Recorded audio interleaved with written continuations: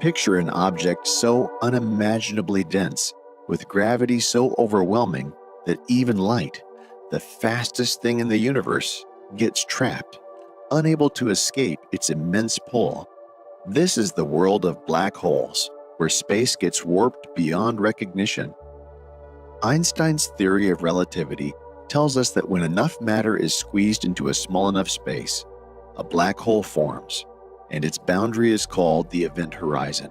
Once you cross it, there's no coming back. The bigger the black hole, the more matter you need to compress, but even something as massive as our sun would need to shrink down to just 3 kilometers to reach that point.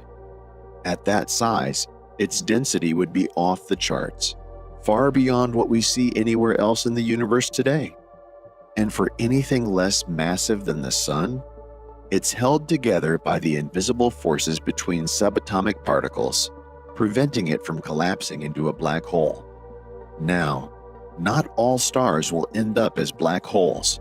Our sun, for example, won't collapse into one.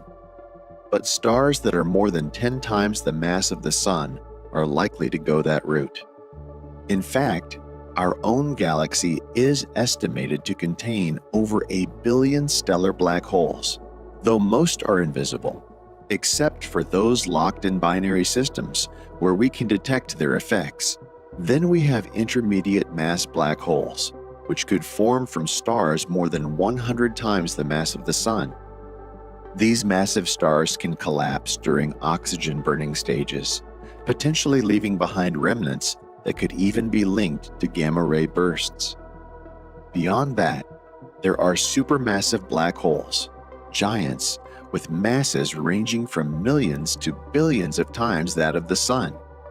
These monsters are thought to reside in the center of galaxies, including our own, where a 4 million solar mass black hole lurks. Quasars, those incredibly bright beacons in the distant universe, are powered by supermassive black holes, some as massive as 100 million suns. All of these black holes, from stellar to supermassive, are considered macroscopic because they're larger than a kilometer in radius. They behave according to the rules of classical physics, meaning quantum effects can be mostly ignored. But there's another fascinating type of black hole, the primordial black hole. These are believed to have formed in the extreme conditions of the early universe, just milliseconds after the Big Bang. These could be much smaller than stellar black holes due to the incredibly high density of the universe back then. Primordial black holes that formed slightly later could still be considered macroscopic, for instance. Those created a second after the Big Bang could have masses comparable to supermassive black holes. On the smaller end, primordial black holes with masses less than that of the Moon could be microscopic, potentially only the size of a micron, but they might still have significant astrophysical effects, possibly even providing a clue to the mystery of dark matter. If a black hole's mass drops below a certain threshold, around 10 to the power of 12 kilograms, which can be equated to the mass of a mountain, its size shrinks to less than that of a proton. At this point, things get really strange. In 1974, Stephen Hawking discovered that black holes don't just consume matter, they also emit radiation. The smaller the black hole, the hotter it gets. For a black hole with the mass of a mountain, the temperature would be so intense, around 10 to the power of 12 Kelvin, that it would radiate particles like photons, electrons, and positrons. As a black hole emits energy, it loses mass and becomes unstable. The smaller it gets, the hotter it becomes, emitting more energetic particles and shrinking even faster. When its mass drops to around 1 million kilograms, the process ends in a massive explosion, releasing the energy of a 1 million megaton nuclear bomb in just 1 second.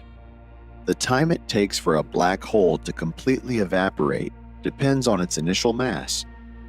For a black hole the size of our sun, this would take an incredibly long time, about 10 to the power of 64 years. But for a black hole with a mass of 10 to the power of 12 kilograms, it would take roughly 10 billion years, about the age of the universe. So, primordial black holes of this size would be evaporating right now, while smaller ones would have vanished much earlier. We refer to these smaller black holes, under 10 to the power of 12 kilograms, as quantum black holes, because quantum effects play a significant role in their behavior.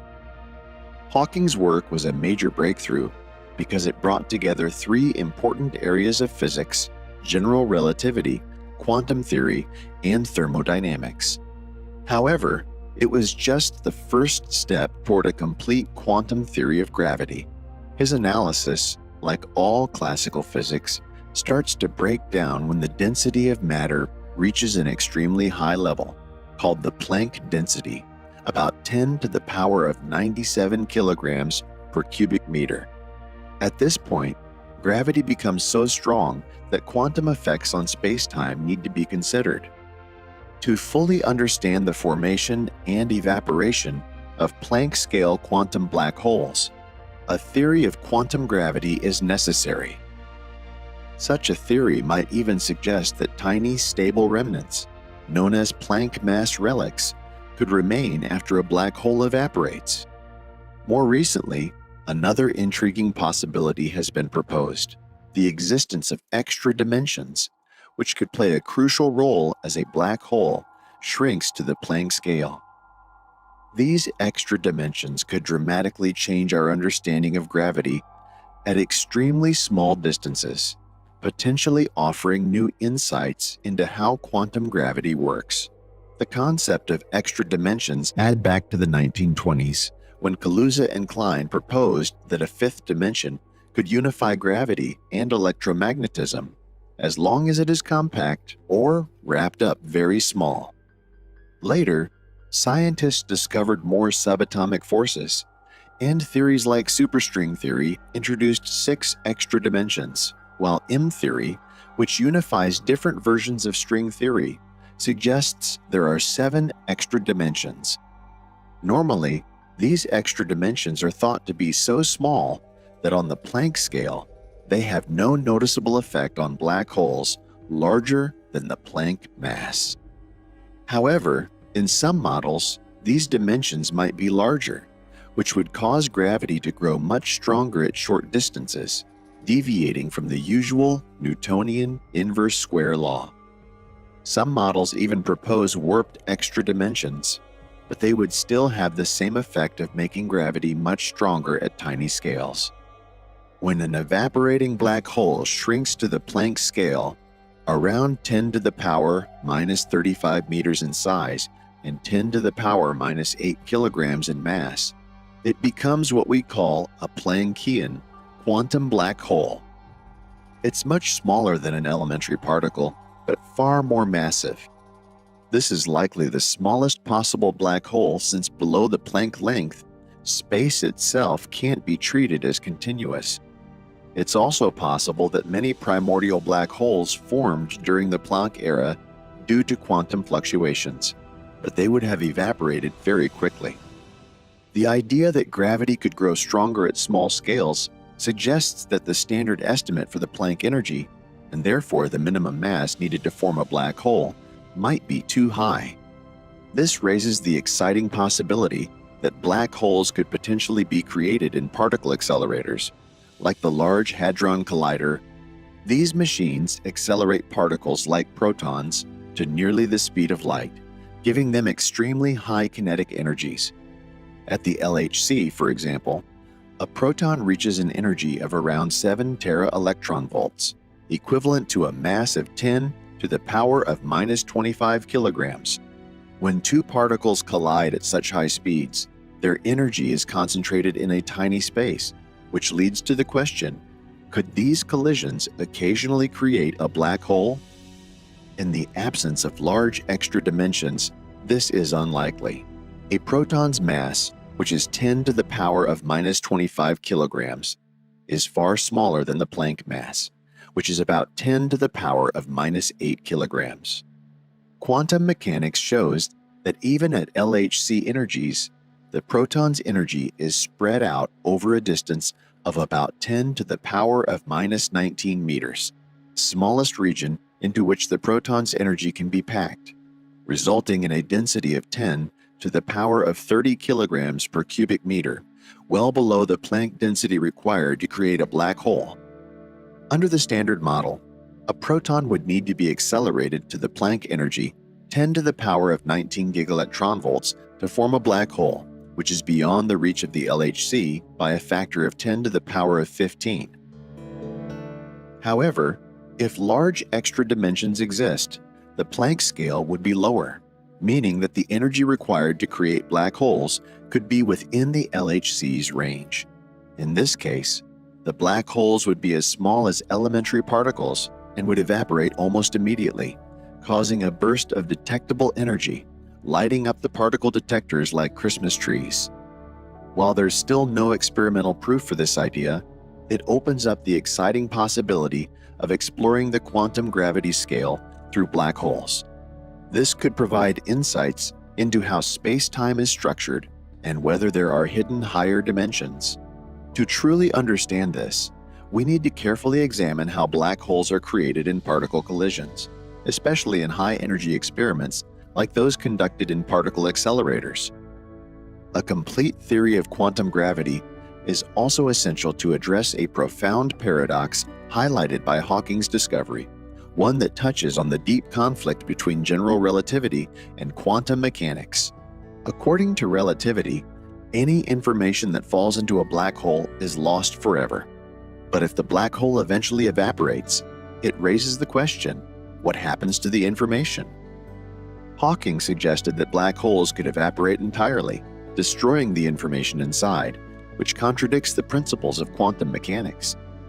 Several solutions have been proposed, including the idea that black holes might leave behind stable remnants that preserve the information. In this video, we're diving into the mysterious quantum world of black holes.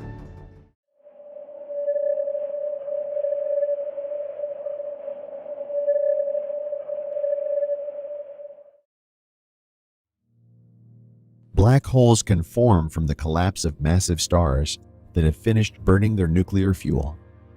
Stars smaller than about 4 times the mass of the Sun become white dwarfs as their collapse is stopped by electron pressure. Stars between 4 and 8 times the mass of the Sun might explode due to carbon ignition. For stars larger than 8 times the mass of the Sun, they burn until an iron/nickel core forms, at which point nuclear reactions can no longer produce energy and the core collapses. If this collapse is halted by neutron pressure, a neutron star forms and the outer layers are ejected in a supernova. For even larger stars, around 25 to 40 times the Sun's mass, the collapse might be delayed due to fallback of ejected material, but eventually the core collapses into a black hole. If the star is above 40 times the Sun's mass, it collapses directly into a black hole. These stellar black holes likely exist throughout the disks of spiral galaxies.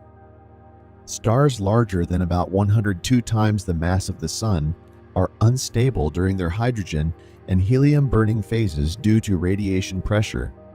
These stars, called very massive objects, can survive for a few million years because the pulsations they experience during these phases are controlled by shock formation, which reduces mass loss.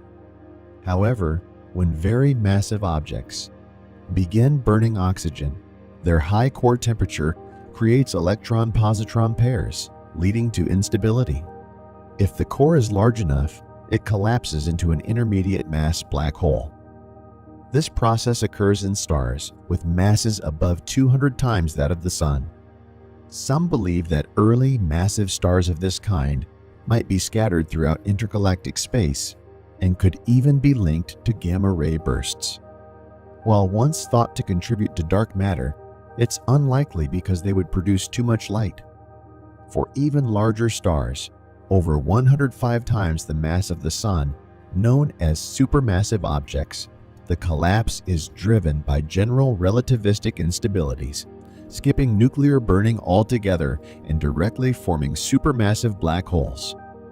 These black holes are often found in the centers of large galaxies, but their exact formation process is still unclear.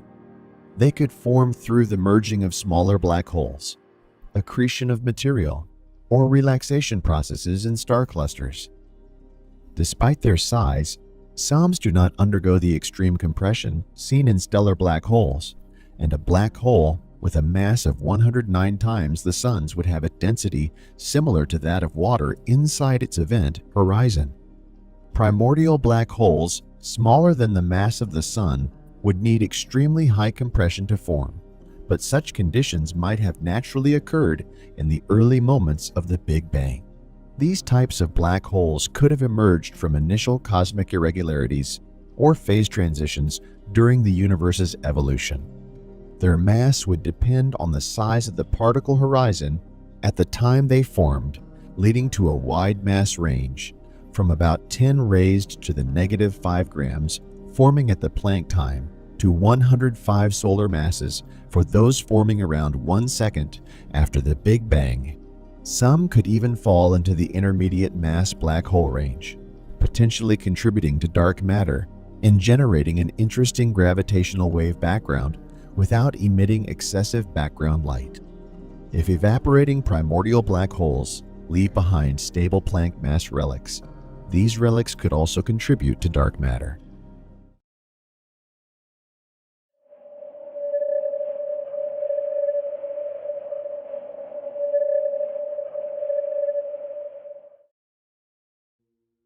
The first example of a black hole structure, or metric, was discovered by Schwarzschild in 1916, shortly after Einstein introduced general relativity. Although its nature as a black hole wasn't understood for decades, the Schwarzschild metric describes the space around a non-rotating spherically symmetric black hole. It depends on the mass of the black hole and is written using spherical coordinates r, beta, and phi. This solution to Einstein's equations assumes there's no matter around, meaning the energy stress tensor is zero. The Schwarzschild metric behaves like flat space far from the black hole, but shows 2 points where it becomes singular or breaks down, at r equals 2m and r equals 0. The singularity at r equals 2m is just a coordinate issue that can be fixed by changing the way we describe the space. But the one at r equals 0 is a true singularity, where the curvature of space-time becomes infinite. This curvature affects how particles and light move. Light rays travel along paths called light cones, which represent the limit of how fast things can move. In flat space, these cones are at 45-degree angles, but near a black hole, they tilt due to the space-time curvature. As you approach the black hole, r equals 2m, known as the Schwarzschild radius or event horizon, the light cones tilt so much that all paths lead into the black hole. Inside this boundary, nothing, not even light, can escape. The no-hair theorem is a principle in astrophysics and general relativity that states that all black holes, regardless of the complex details of how they formed, can be completely described by only 3 externally observable classical properties, and these are mass, electric charge, and angular momentum. According to this theorem, once these 3 properties are known, no other distinguishing features, such as the detailed shape, composition, or history of the object that collapsed to form the black hole, remain observable from the outside. In other words, black holes have no hair, meaning they have no other unique or complex external characteristics besides mass, charge, and spin. A black hole's mass affects its temperature. Large black holes behave classically, emitting Hawking radiation and decaying over time. These are semi-classical black holes. In contrast, quantum black holes near the Planck scale don't emit thermal radiation and decay by producing just a few particles. High-energy particle collisions could theoretically form black holes through shockwave interactions. Penrose, Yeardley, and Giddings demonstrated that, under certain conditions, a closed trapped surface indicating a black hole can appear. This idea also applies to quantum black holes, though fully understanding it requires quantum gravity theories. The production of black holes in such collisions is often described using geometrical models that estimate the likelihood of formation based on energy levels, and similar ideas are applied even in quantum gravity or supersymmetry theories.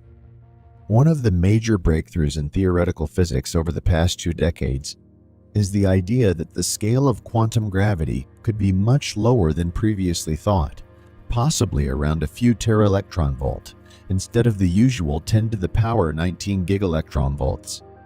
This shift in thinking comes from models that suggest gravity's strength could be influenced by extra dimensions or hidden particles. In models with large extra dimensions, gravity spreads out over these extra dimensions, while standard particles, like those in the Standard Model, are confined to a familiar 3-dimensional space or brane.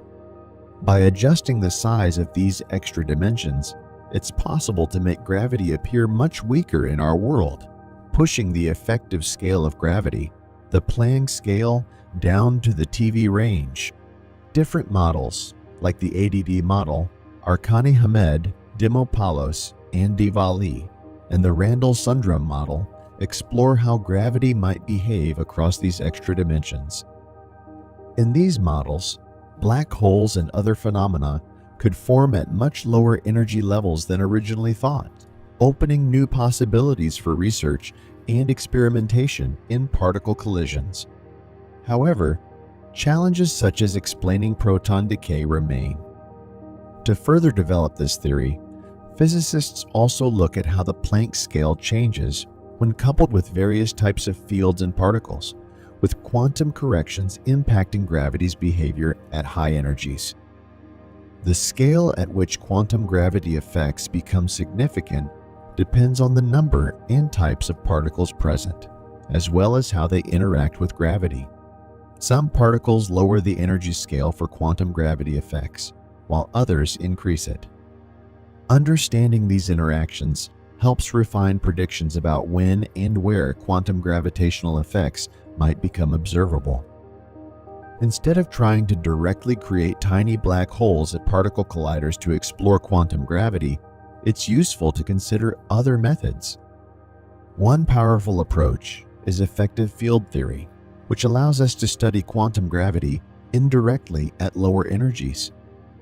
By integrating out quantum gravitational effects, we are left with an effective action that can help probe the quantum gravity scale. In this approach, the Higgs boson plays a role, as its interaction with space-time curvature affects the Planck scale. There are 3 key parameters, psi and C1 and C2, that determine these interactions, and they are tied to the behavior of gravity and the universe's expansion. Current experimental limits, such as from the Large Hadron Collider and submillimeter tests of Newton's law, place constraints on these parameters, though they are still not strong enough to reveal much about quantum gravity. For example, certain theories like Higgs inflation or Starobinsky inflation involve specific values for these parameters, but current experimental bounds are too weak to test them. To measure these effects and probe quantum gravity indirectly, creative new methods and experiments will be needed. This approach is valuable since these parameters could, in principle, be calculated from a quantum gravity theory, offering a rare indirect glimpse into this elusive field. Planck suppressed operators can greatly affect grand unified theories. For example, dimension 5 operators, involving the GUT field and scalar particles, can change how the forces of the Standard Model unify. Some studies show that these operators may make supersymmetry unnecessary for achieving this unification, but they can also disrupt it in supersymmetric models. This means that predictions about how forces unify at high energy levels must consider quantum gravitational effects. These operators also impact how fermions, matter particles, interact with scalar fields in grand unified theories, influencing the unification of their interactions. These contributions must be accounted for when discussing unification. In cosmology, quantum gravitational effects, particularly during the early universe's inflation, are important. The universe likely expanded rapidly due to a scalar field called the inflation. Higher dimensional operators, similar to those in grand unified theories, can appear when quantum black holes are considered. While these operators may help solve issues in interpreting cosmic data, they can also disrupt the inflaton stability, making it harder for inflation to occur. Many models try to use symmetries to avoid these destabilizing effects. Planck-sized black holes may influence low-energy measurements due to the large number of possible states they can exist in. Some theories propose that these black holes, acting as remnants, could help solve the black hole information paradox by storing information within their tiny volumes. However, producing such small black holes directly would require collisions at extremely high energies. Since we haven't probed beyond a few TV and experiments or cosmic ray collisions, it's unlikely that we could produce these black holes unless there are large extra dimensions or hidden particles. Thus, direct production of Planckian quantum black holes is not feasible at current energy levels.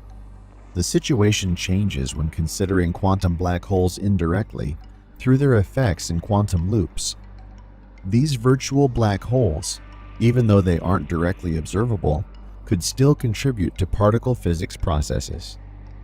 In low-energy experiments, the influence of quantum black holes might be limited, as heavy particles usually don't affect low-energy physics. But quantum black holes could be different due to their potentially vast number of states.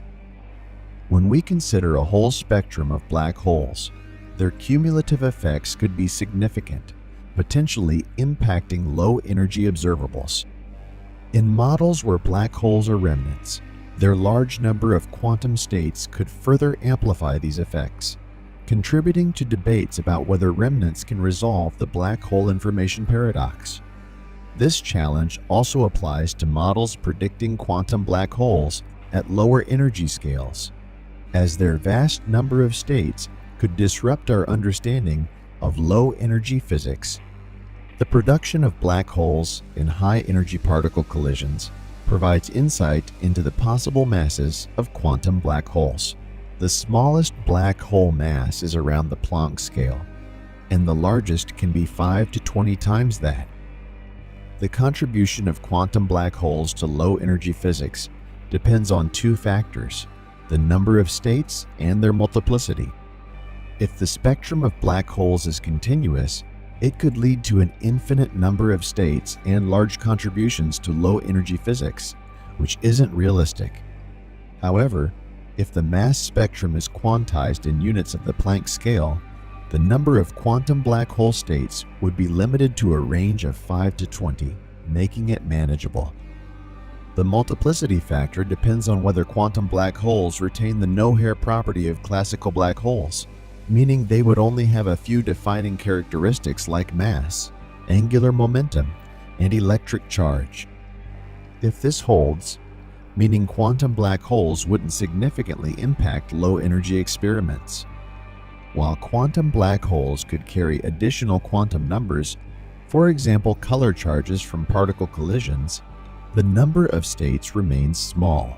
Even if two black holes store different internal information, they are considered the same from the perspective of an outside observer if they share the same quantum numbers. This limits the multiplicity of states. One of the most precise tests for the effects of new physics, like quantum black holes, comes from the measurement of the muon's anomalous magnetic moment. However, if gravity respects certain symmetries, Quantum black holes are unlikely to strongly affect low-energy experiments like this one, with new physics contributions limited to a few TeV in scale. Quantum black holes can affect the muon's anomalous magnetic moment, but the impact is limited. By using this measurement, we can set a loose upper bound on the number of quantum black hole states, finding that n is less than around 10 to the power 32. This suggests that unless there are infinitely many quantum black hole states, they won't significantly influence low-energy physics. If quantum gravity breaks symmetry at a deeper, non-perturbative level, the bound on n tightens slightly to about 10 to the power 11. However, this is still not restrictive enough to rule out the possibility of Planck-sized quantum black holes or remnants. Thus, such remnants remain a plausible solution to the black hole information paradox. Finally, thought experiments involving quantum black holes suggest that combining general relativity and quantum mechanics might introduce a minimal length in nature, which has been explored in various theoretical models.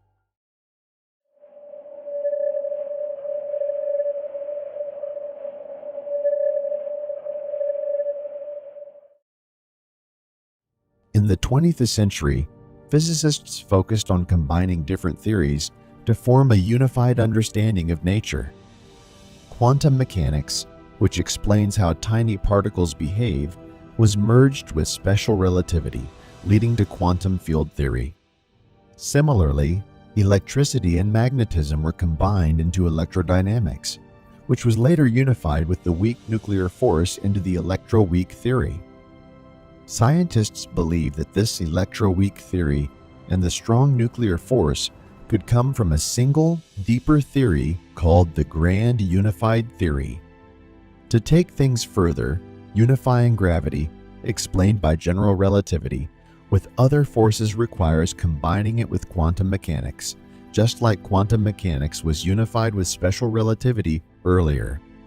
This unification is complex, but by exploring how quantum mechanics and general relativity work together, scientists have found that there may be a minimal length in nature around the Planck scale. This means there is a smallest measurable distance, below which no tool or method can measure. Black holes play a key role in understanding this, as ideas from quantum mechanics, like the uncertainty principle, and general relativity, like black hole collapse, lead to this conclusion. From the Hoop, conjecture, and uncertainty principle, the smallest possible size in the universe is thought to be around the Planck length, so small that it's beyond anything we could ever measure or observe with current technology. It's like the smallest unit of space. For a particle with energy E that isn't a black hole, its size is roughly determined by either 1 by E, which is its Compton wavelength, a quantum effect. When we minimize this size, it approaches the Planck length. Even though position might be quantized, broken into fixed steps, momentum can still behave continuously. In quantum mechanics, even if space is divided into a grid with fixed spacing, momentum can still have continuous values, especially over larger volumes. Displacement, change in position over time, also doesn't have to be in fixed steps, even though position and momentum are connected. If the particle is a black hole, its radius increases with mass. This means trying to measure distances smaller than the Planck length is impossible because gravity limits us to detecting sizes around 1 by L. While a simplified view suggests that position steps are close to the Planck length, this doesn't necessarily disprove the idea of a minimum length.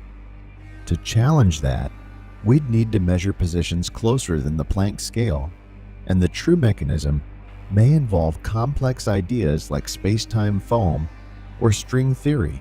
Many arguments about a minimum length can be simplified by understanding the idea of a minimum ball, the smallest size. Close to the Planck length, however, this doesn't stop us from localizing large objects with great precision.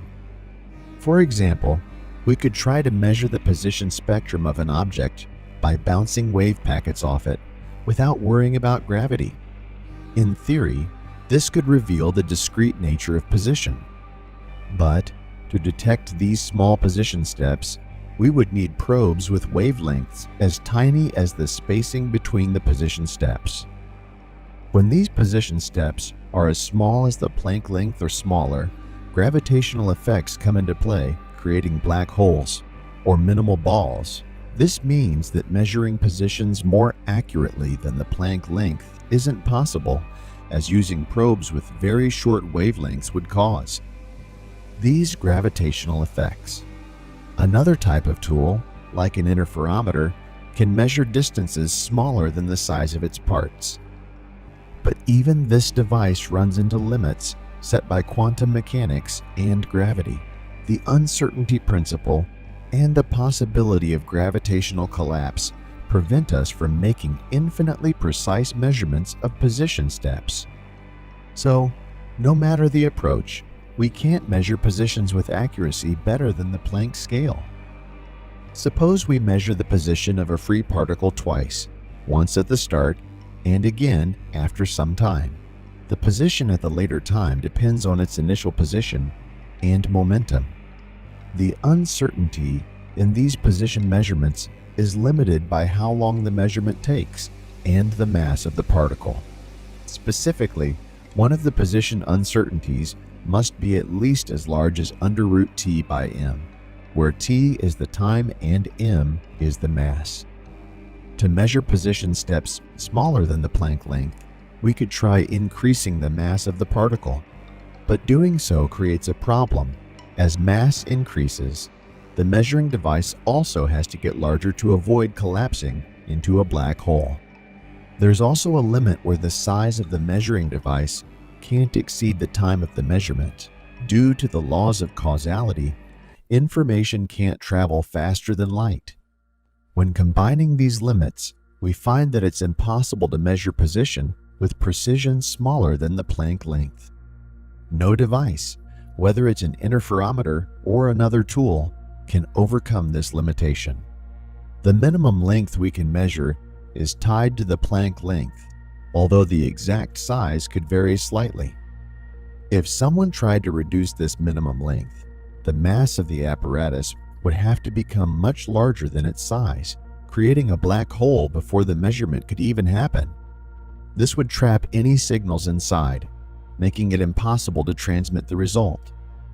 So trying to measure below the Planck length ultimately leads to gravitational collapse, preventing any meaningful measurement from escaping. One implication of this result is that there might be a limited number of degrees of freedom in any given volume of the universe, meaning space and time may not be truly continuous. Instead, there's a finite amount of information or entropy in any finite region. A major challenge in quantizing gravity is dealing with infinite quantities caused by fluctuations at very small distances. However, these infinities might just be a problem with the way we calculate things using perturbation theory. A minimum length could act as a natural limit, removing these infinities. This idea could be tested through simulations of quantum gravity, like using a lattice model to see if we get finite results even when we approach continuous space.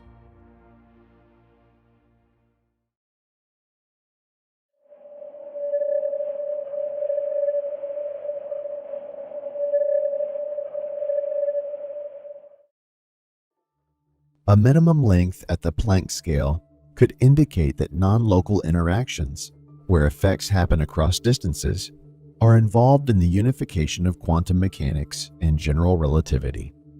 In this context, researchers have calculated the mass and properties of the smallest black holes.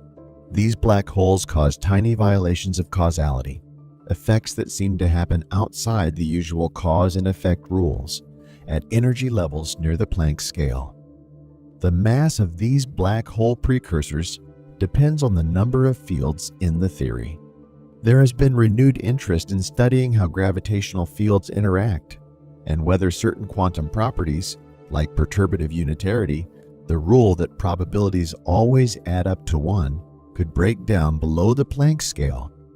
In studies of gravitational scattering, it's been suggested that this unitarity might be violated at certain energy levels, depending on the number of fields in the model. Researchers have found that this issue can be resolved by a process called resumation, where an infinite series of interactions is taken into account. This restores unitarity, the principle that probabilities in quantum mechanics add up to 1, but introduces some non-causal effects, meaning events can happen outside the normal cause and effect flow. These effects become significant at energies near the Planck scale. So, while unitarity can be saved, it comes at the cost of allowing some non-causal behavior at very high energies.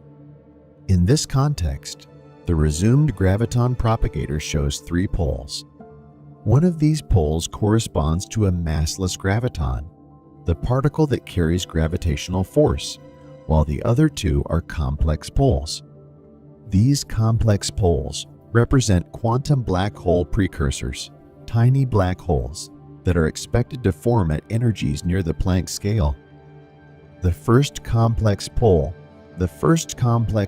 corresponds to a black hole with a mass of about 7 times 10 to the power of 18 giga-electron-volts and a lifetime tied to its width, which is around 6 times 10 to the power of 18 giga-electron-volt.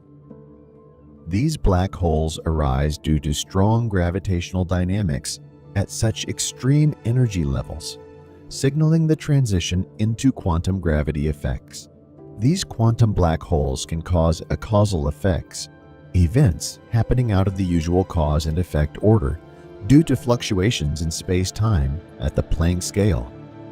Since black holes have an extended structure, these non-local distant effects are expected, and researchers like Wald have shown that this could lead to strange behaviors in the relationships between events at very small distances, such as at the Planck scale.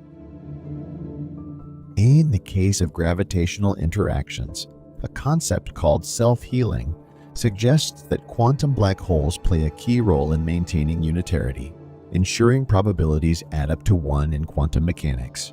As the energy in a system increases, so does the mass of the resulting black hole, which begins to behave more like a classical object. This is known as classicalization. Additionally, there is an expected modification to the uncertainty principle, which describes how precisely we can measure position and momentum. As energy increases, the mass of the black hole at the pole of the resumed propagator also increases. This makes the black hole larger, leading to stronger non-local effects, meaning that interactions happen over larger distances. Consequently, increasing the energy in an experiment doesn't allow us to probe smaller distances because the uncertainty in position grows as energy increases.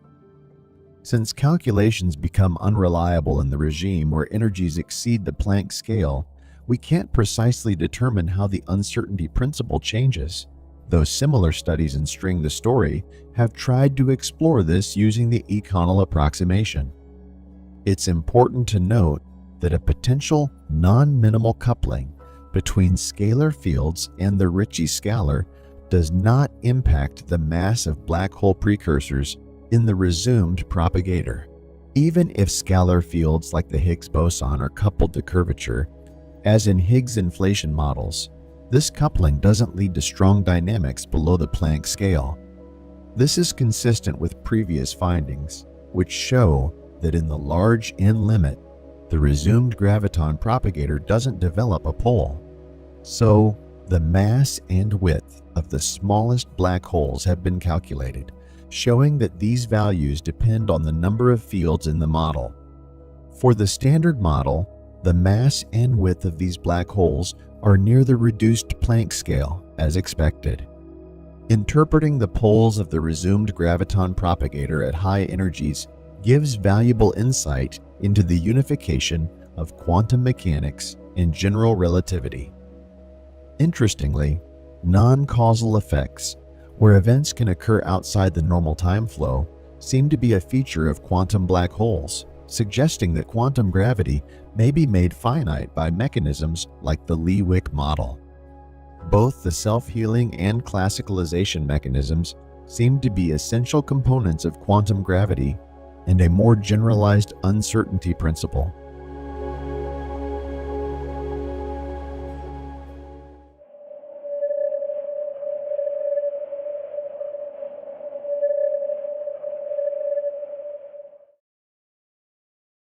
Black holes come in various forms, depending on their mass, charge, and spin.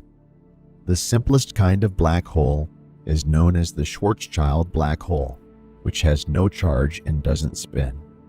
But black holes can also have other properties that lead to more exotic behaviors. When a black hole spins, it's called a Kerr black hole, and when it carries an electric charge, it's called a Reissner-Nordster M black hole. These types of black holes, especially when combined with quantum effects, open up new possibilities in physics. A Kerr black hole spins rapidly, which causes the space around it to twist. This twisting of space is known as frame dragging, and it can have profound effects. For example, matter that falls into a Kerr black hole is not simply pulled straight in. It is pulled into a spiral because of the black hole's spin. The faster the black hole spins, the stronger the frame dragging effect. Near the event horizon, this effect becomes so strong that no object can remain stationary. Everything must move in the direction of the spin. Quantum mechanics adds another layer of complexity to this picture. In quantum theory, particles near the event horizon are subject to quantum fluctuations, which means they can momentarily gain or lose energy. In a rapidly spinning Kerr black hole, these quantum fluctuations could affect the black hole's event horizon in unpredictable ways, possibly even allowing particles to escape. A Reissner-Nordster M black hole carries an electric charge, which introduces another force into the mix, electromagnetic force. This charge creates an electric field around the black hole. The presence of both gravity and electromagnetism makes the physics of these black holes more complex than uncharged ones. Particles that fall into a Reissner-Nordster M black hole feel both the gravitational pull of the black hole and the electric force from its charge.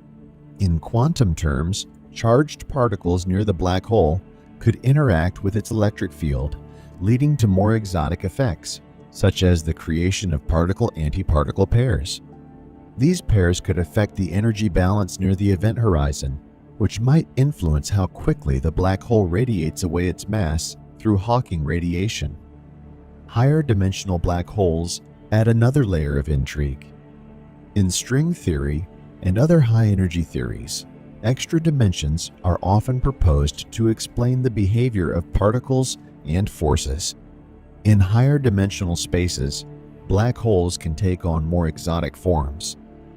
For example, a black string is a type of black hole that extends like a line in extra dimensions. Similarly, black brains are two-dimensional surfaces of black holes that exist in these higher dimensions. These higher dimensional black holes can behave differently from their three-dimensional counterparts, particularly when it comes to quantum effects. For instance, the event horizon of a higher dimensional black hole could interact with quantum particles in unusual ways, such as stretching or deforming in response to quantum fluctuations. This could potentially alter the behavior of Hawking radiation or even allow new types of particles to escape the black hole. Black hole analogs, which are physical systems that mimic the behavior of black holes, provide a way to study quantum phenomena associated with black holes in the lab. These analogs are often created using fluids, acoustic waves, or even light, and they can simulate the event horizon of a black hole. For example, certain materials can slow down light to the point that it behaves like it's falling into a black hole. In these systems, researchers have observed effects similar to Hawking radiation, where particles seem to be emitted from the event horizon. These black hole analogs allow scientists to test some of the quantum theories associated with black holes in controlled environments. By studying these systems, we can learn more about how quantum fluctuations affect real black holes, particularly near the event horizon where classical and quantum effects intersect. In a Kerr black hole, quantum tunneling could play a key role in how particles escape. Tunneling is a quantum effect that allows particles to pass through energy barriers that would be impossible to cross according to classical physics. Near the event horizon of a spinning black hole, particles could gain enough energy through frame dragging to tunnel through the horizon and escape. This process is related to Hawking radiation, where particle-antiparticle pairs are created near the event horizon, and one particle escapes while the other falls into the black hole. The faster the black hole spins, the more energy is available for particles to tunnel out, potentially increasing the rate of Hawking radiation. Quantum effects can also influence how black holes behave in extreme conditions, such as during collisions with other black holes. When two black holes merge, the resulting black hole is often larger and spins more rapidly than either of the original black holes. Quantum fluctuations during the merger could affect the final state of the black hole, particularly in terms of its spin and mass. These fluctuations might also affect the gravitational waves emitted during the merger. Gravitational waves are ripples in space-time caused by massive objects like black holes. In quantum theory, space-time itself could fluctuate, leading to variations in the gravitational waves that we observe. These fluctuations might offer insights into how quantum mechanics and gravity interact at the most fundamental level. In the early universe, primordial black holes could have formed when quantum fluctuations caused regions of space to collapse under their own gravity. These black holes would have been much smaller than the ones we observe today, but they could still interact with quantum fields. If primordial black holes existed, they could have evaporated through Hawking radiation, potentially leaving behind a trace in the form of high-energy particles. Alternatively, they might still exist today, hidden in the dark matter that makes up most of the universe's mass. The quantum behavior of these tiny black holes could reveal new information about the nature of dark matter and the early universe. In exotic cases, black holes could also have different kinds of event horizons. For instance, some theoretical black holes might have inner and outer horizons. In quantum theory, these multiple horizons could interact with each other in complex ways, affecting the flow of particles and energy in and out of the black hole. For example, in a charged black hole, the inner horizon could act as a boundary where particles are temporarily trapped before being released. This could lead to unusual quantum effects, such as particles bouncing between the two horizons before escaping as radiation. Finally, some theories suggest that quantum gravity could fundamentally change how black holes behave. In classical physics, black holes are defined by their event horizons and singularities, where space-time curvature becomes infinite. But in quantum gravity, these singularities might be replaced by something more manageable, like a loop or a network of quantum connections. This idea is central to theories like loop quantum gravity, which suggests that space-time is made of discrete units or loops. In this view, the center of a black hole might not be a singularity at all, but a highly dense quantum structure. This could eliminate the paradoxes associated with singularities and offer a more complete understanding of black holes at the quantum level.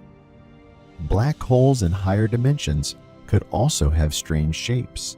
For example, a 5-dimensional black hole might look like a donut or a ring instead of a sphere. In quantum theory, the event horizon of such a black hole could behave very differently from a spherical black hole, potentially leading to new kinds of radiation or particle behavior. These higher dimensional black holes could also give us clues about the fundamental nature of space and time, especially if our universe has hidden dimensions that we can't directly observe.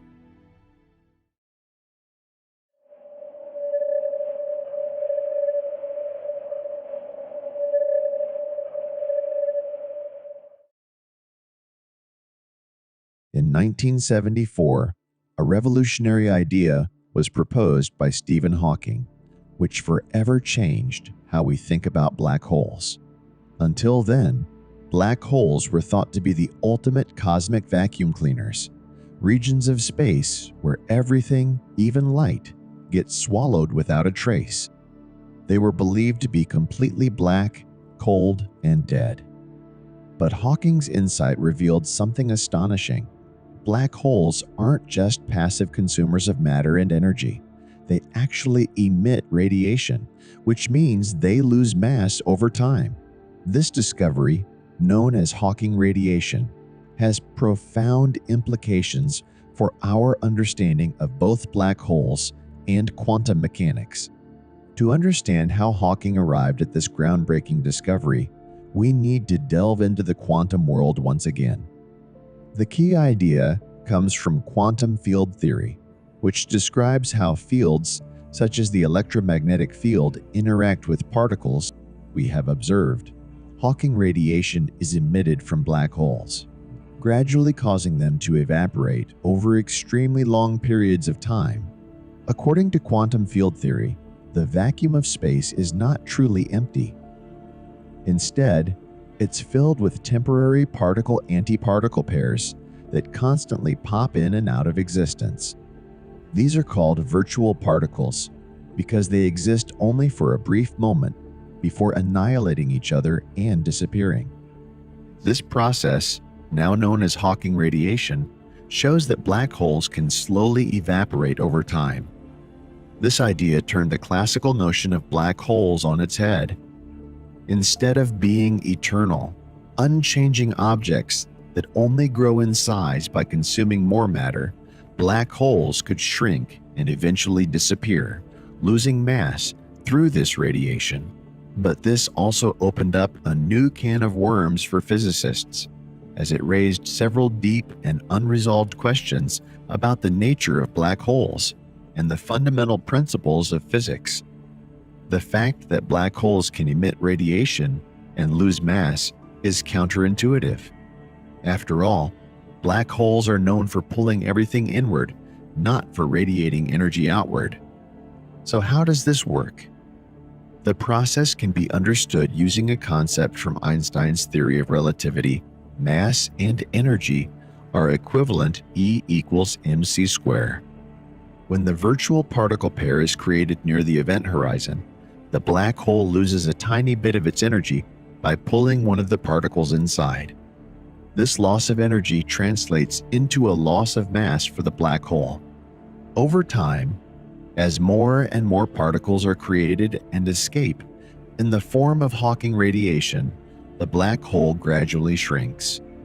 The amount of radiation emitted by a black hole is extremely small, especially for larger black holes like those found at the centers of galaxies.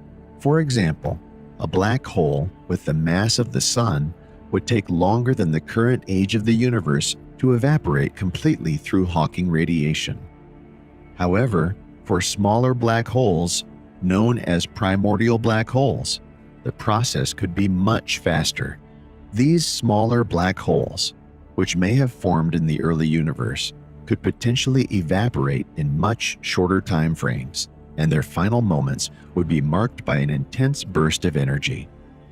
One of the most surprising aspects of Hawking's discovery is that it connects black holes to thermodynamics, the branch of physics that deals with heat, energy, and entropy. In fact, the study of black holes has led to the development of a new field known as black hole thermodynamics, which mirrors many of the laws of classical thermodynamics. The first law of black hole thermodynamics states that changes in the mass, or energy, of a black hole are related to changes in its surface area, rotation, and charge. In simpler terms, when a black hole consumes matter or radiates energy through Hawking radiation, its overall energy balance changes, just like how adding or removing heat from a system changes its internal energy.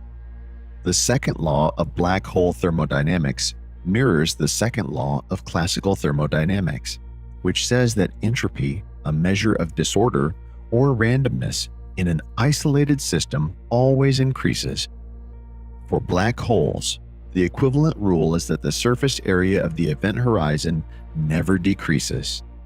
As matter falls into a black hole, its surface area grows, which is a measure of its entropy. This means black holes are not just featureless objects, they have a well-defined thermodynamic property, namely entropy. But when Hawking radiation is taken into account, things get tricky. If black holes can lose mass and shrink through radiation, it suggests that their surface area could decrease over time. This raised an important question. Does this violate the second law of thermodynamics? Physicists have found that, when you take into account the radiation emitted by the black hole, the total entropy of the black hole and the universe combined still increases, preserving the overall second law of thermodynamics. In 1971, physicist John Wheeler introduced a thought experiment involving pouring a hot cup of tea into a black hole, which raised questions about whether black holes might violate the second law of thermodynamics. Another potential violation was suggested by Dirac, who described a scenario where a box of matter, with a mass nearly zero as measured from far away, is lowered toward a black hole's horizon. As the box nears the horizon, it radiates away some of its mass, requiring less work to return to infinity. This process could transform heat into work, seemingly violating the second law of thermodynamics. These apparent violations, along with Hawking's area theorem, led Jacob Bekenstein to propose that black holes possess entropy proportional to the area of their event horizon, measured in Planck units. This idea led to a revised version of the second law of thermodynamics, known as the generalized second law, which states that the total change in entropy, including both the entropy of matter and the entropy of black holes, cannot decrease. Bekenstein demonstrated that this new law addressed the issues raised by Dirac's scenario and tested it in various contexts, such as with a harmonic oscillator inside a spherical box and infalling radiation. The third law of black hole thermodynamics states that it is impossible to reduce a system's entropy to absolute zero. For black holes, this means that it's impossible to reduce the surface area of a black hole to zero without completely evaporating it through Hawking radiation. These laws of black hole thermodynamics provide a profound connection between the seemingly separate fields of gravity, quantum mechanics, and thermodynamics, showing that black holes are much more than just mysterious cosmic objects. They are deeply intertwined with the fundamental laws of physics. One of the most important implications of Hawking's discovery is that black holes can eventually evaporate completely. As black holes lose mass over time through Hawking radiation, they shrink and radiate more intensely. The smaller the black hole becomes, the more rapidly it radiates, accelerating the evaporation process. Eventually, a black hole could shrink to a tiny point and disappear altogether in a final burst of radiation. This process is incredibly slow for large black holes. As mentioned earlier, a black hole with the mass of the Sun would take longer than the age of the universe to evaporate. However, for smaller black holes, such as primordial black holes that could be as small as an asteroid, this evaporation could happen on a much shorter timescale, potentially even within the lifetime of the universe. The final stages of a black hole's evaporation would be the most dramatic. As the black hole shrinks, it radiates more and more energy, releasing a burst of high-energy particles in its final moments. Some physicists predict that the death of a black hole would produce a powerful burst of gamma rays, which could be detectable by telescopes. However, so far, no such bursts have been observed, leading some to speculate that primordial black holes may not exist, or they evaporated long ago. While Hawking's discovery of black hole radiation was revolutionary, it also created a deep and troubling paradox for physicists. This is known as the black hole information paradox, and it arises from a fundamental conflict between general relativity and quantum mechanics. In quantum mechanics, information about the physical state of a system is always preserved. Even if a particle is destroyed or transformed, the underlying information about its state must still exist in some form. This principle is called unitarity, and it's one of the cornerstones of quantum mechanics. However, Hawking radiation seems to suggest that information could be lost forever. When matter falls into a black hole, all the information about the state of that matter, its position, velocity, composition, and so on, appears to be trapped inside the black hole. But if the black hole eventually evaporates completely through Hawking radiation, where does that information go? Does it disappear with the black hole?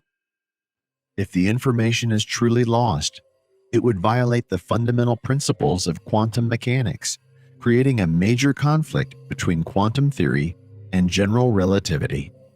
This paradox has puzzled physicists for decades, and despite many proposed solutions, no one has definitively solved it. Over the years, physicists have proposed various ways to resolve the information paradox, but each solution comes with its own challenges. Some of the leading ideas include that the information about the matter that falls into a black hole is somehow encoded in the Hawking radiation itself. While this idea seems plausible, it's unclear how the information would be encoded in the radiation, and no one has yet worked out a detailed theory explaining how this would work. Another intriguing solution comes from string theory and the idea of the holographic principle. This principle suggests that all the information about the matter inside a black hole could be stored on its surface, the event horizon, in much the same way that a 3D image can be encoded on a 2D surface like a hologram. According to this idea, the black hole's event horizon acts like a giant memory bank, storing all the information about the matter that falls into it. This correspondence suggests that a theory of quantum gravity in a black hole, the bulk, can be equivalent to a lower dimensional quantum field theory without gravity on its boundary. This deep connection between different dimensions offers a potential way to preserve information while still allowing black holes to evaporate. One more possibility is that black holes don't completely evaporate. Instead, they leave behind a small remnant, a sort of fossil of the black hole that contains all the information that was trapped inside. These remnants would be incredibly dense and small, but they could potentially store vast amounts of information. However, this idea faces challenges as well, particularly when it comes to explaining how these remnants would form and what their properties would be. One of the more recent and controversial ideas is the concept of firewalls. According to this theory, the event horizon of a black hole could be surrounded by a wall of high-energy particles that destroy any matter or information that tries to cross it. This would solve the information paradox by ensuring that information never actually falls into the black hole. It's destroyed at the event horizon. However, this idea challenges the traditional view of black holes and has sparked intense debate among physicists.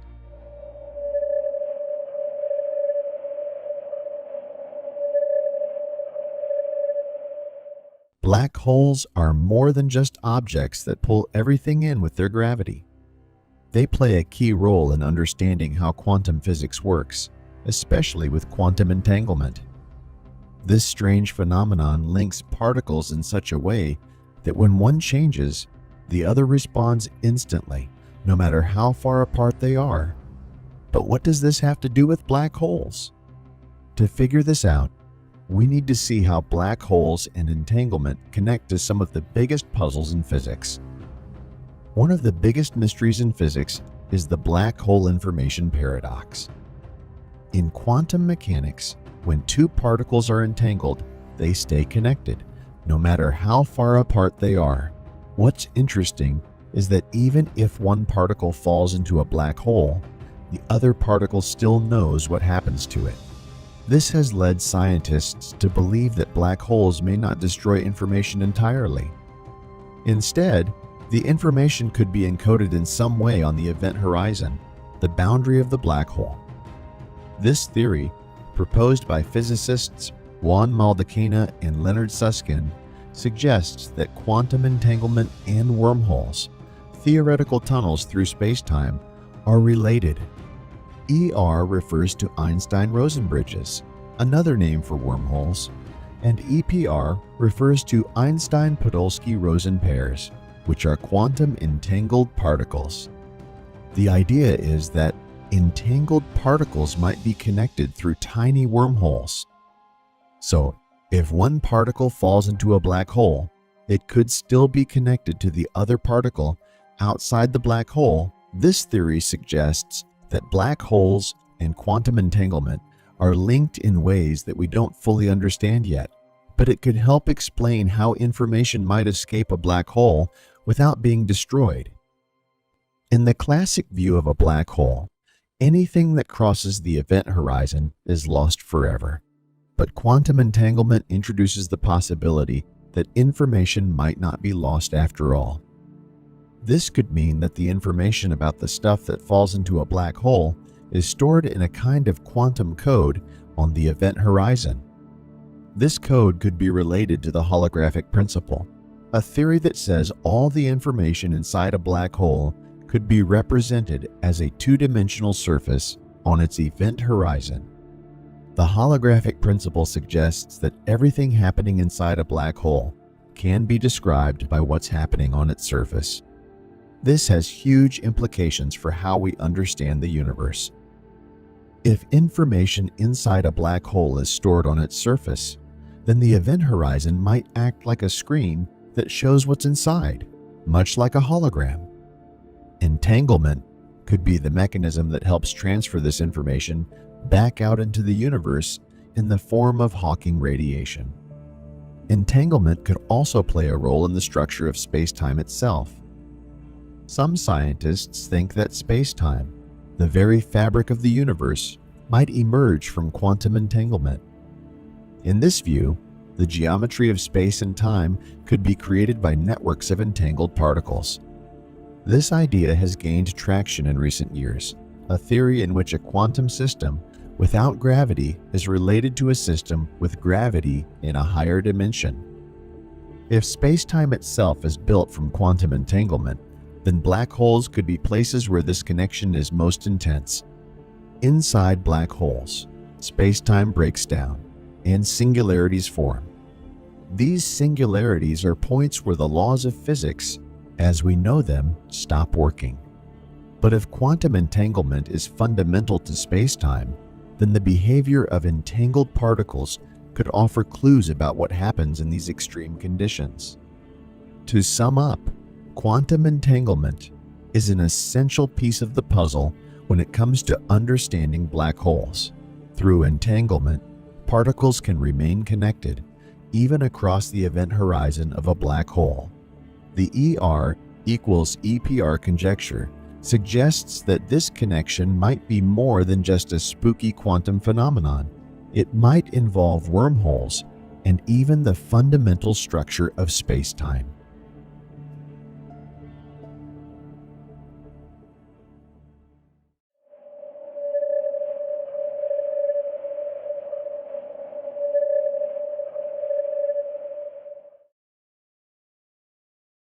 Astronomers have made an incredible discovery that could help explain the mysterious dark energy that makes up most of the universe. According to recent findings, Black holes could be the key to unlocking this mystery. Also, dark energy has long puzzled scientists, as it has been inferred from observations of stars and galaxies, but its origins and nature remain largely unknown.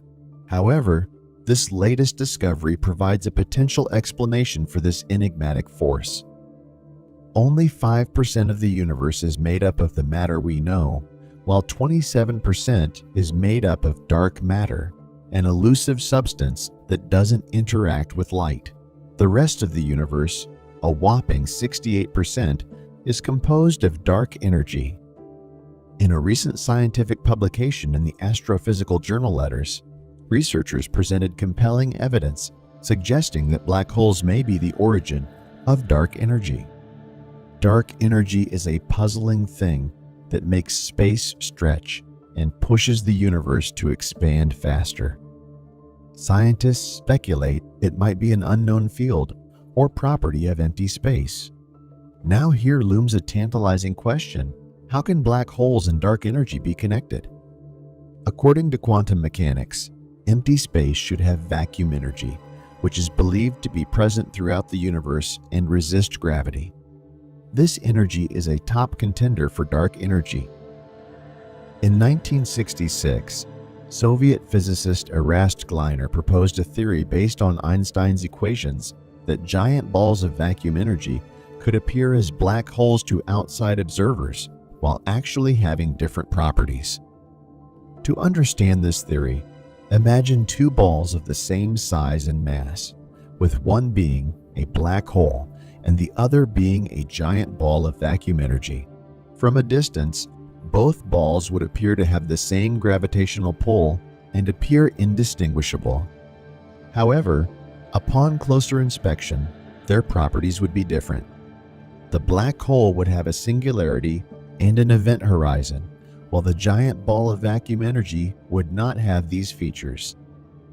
Instead, it would be made up of vacuum energy, which exerts a force opposing gravity and plays a role in the acceleration of the expansion of the universe.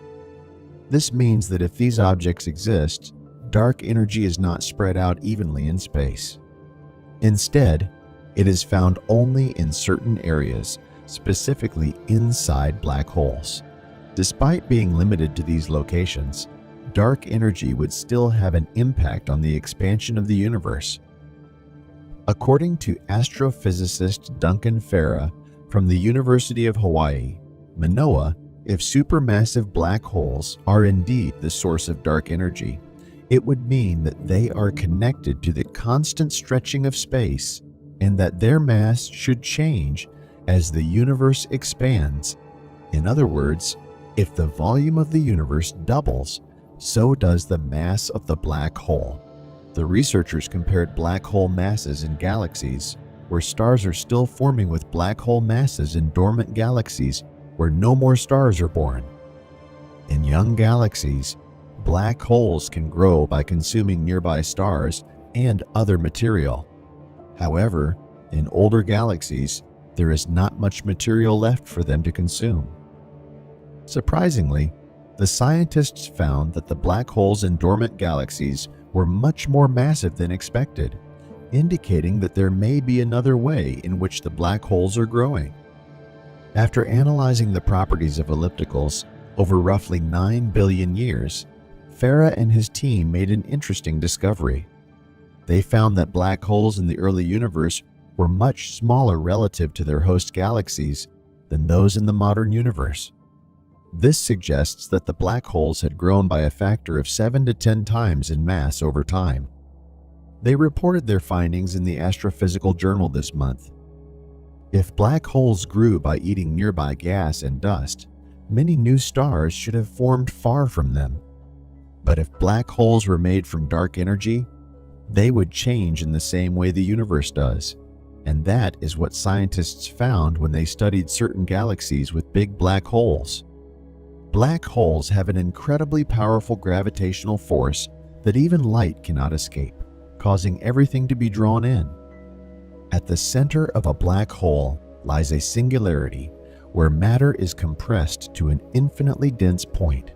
However, Singularities are mathematical concepts and are not believed to be physically real. This theory also restricts the singularity concept. This theory is also not free from inquiries, and a frequent question being asked is that black holes only make up a small percentage of visible matter. As we are aware, visible matter accounts for only 5% of the entire universe, while dark energy makes up 68%. Hence, it is not possible for black holes alone to account for this significant amount. Furthermore, there are still many unanswered questions regarding the behavior of black holes, such as the information paradox, which raises the question of whether information can truly be lost in a black hole. The study of black holes is also hindered by the fact that they are incredibly difficult to observe directly, and much of our understanding of them is based on indirect observations. All of these properties of black holes, such as information paradox and less percentage of the visible matter, certainly put a question mark on this theory. But the scientists are thinking out of the box theories, and the recent discovery that black holes could be the key to unlocking the mystery of dark energy has sparked a wave of excitement and fascination in the scientific community. The origins and nature of dark energy have long puzzled scientists, but this finding provides a potential explanation for this enigmatic force. The potential connection between black holes and dark energy offers a tantalizing possibility for transforming our understanding of the universe and the forces that shape it. With only 5% of the universe made up of the matter we know, and the rest composed of dark energy and dark matter, this discovery opens up a whole new realm of possibilities. By studying the behavior of black holes, researchers have found evidence suggesting that they emit particles that could potentially create dark energy. This means that if black holes are indeed responsible for producing dark energy, it would mean that they are connected to the constant stretching of space, and that their mass should change as the universe expands. Even with the challenges and mysteries that black holes present, their study is crucial to our understanding of the universe and the fundamental laws that govern it. As our technology and knowledge advance, we may be able to unlock even more secrets about these enigmatic cosmic phenomena.